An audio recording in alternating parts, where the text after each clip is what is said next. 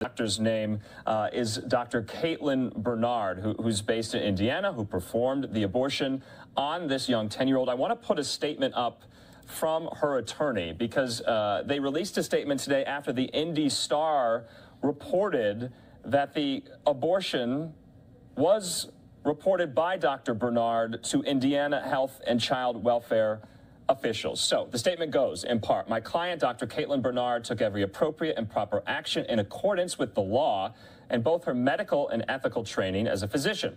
She followed all relevant policies, procedures, and regulations in this case, just as she does every day to provide the best possible care for her patients.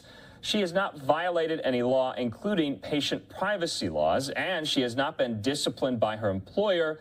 We are considering legal action against those who have smeared my client. They are alleging those people who have smeared her are the Indiana Attorney General, Rokita, and the Ohio Attorney General as well. So what do we make of this? This is just one element of this story. That's the latest.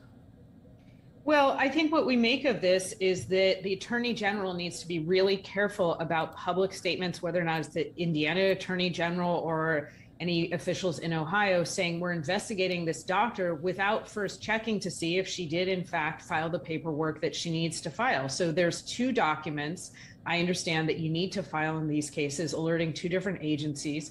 The reporting I've seen is that she did in fact file those within 2 days. Healthcare providers have 3 days to file them. So I think we all need to be really careful. There's so many aspects of this story where you don't want to report before you have the evidence. And in this case, I think attorney generals don't want to announce an investigation before they have evidence that they need to do so, because of course we don't want people to be intimidated into not performing what are still legal procedures in many places because doctors are worried about losing their licenses or having to defend against investigations. Even when there's no there, that can ruin somebody's reputation. It can cost them a lot of money. Yeah, but we've been hearing as well, Jessica, about a possible, HIPAA policy violation because the Indy Star, the reporter who kind of broke this all open, overheard a conversation taken place by the doctor in question at an abortion rights rally. So if everything was, by the book, reported and recorded, but if you have a conversation with someone afterward and a reporter hears it, is that a HIPAA violation? So I would say at this point, I want to be very careful that I want to know what the conversation was, exactly what was said, and whether or not it would amount to a HIPAA violation. We know that, in fact, healthcare providers are bound by HIPAA, but I would want to make sure there's been a lot of reporting about what exactly was provided, what was overheard. And before we say HIPAA violation, we want to know exactly what happened.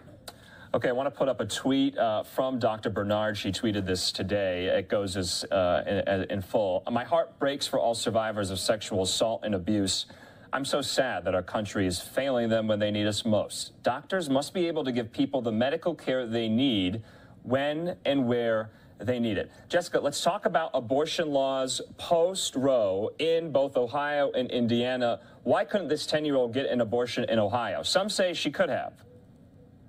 So it looks like that, in fact, because Ohio has one of these so-called fetal heartbeat laws, that she was prohibited from being able to get an abortion in Ohio. And that's why she traveled across state lines to Indiana, where they, in fact, I think in 12 days will be considering in a special legislative session whether or not to implement laws that are much more stringent so that this girl could not in fact have traveled to Indiana, and laws that are maybe akin to Ohio. So right now my understanding is that she was too late in her pregnancy, even though it was comparatively quite early in her pregnancy, to be able to obtain that procedure in Ohio, and that's why she went to Indiana.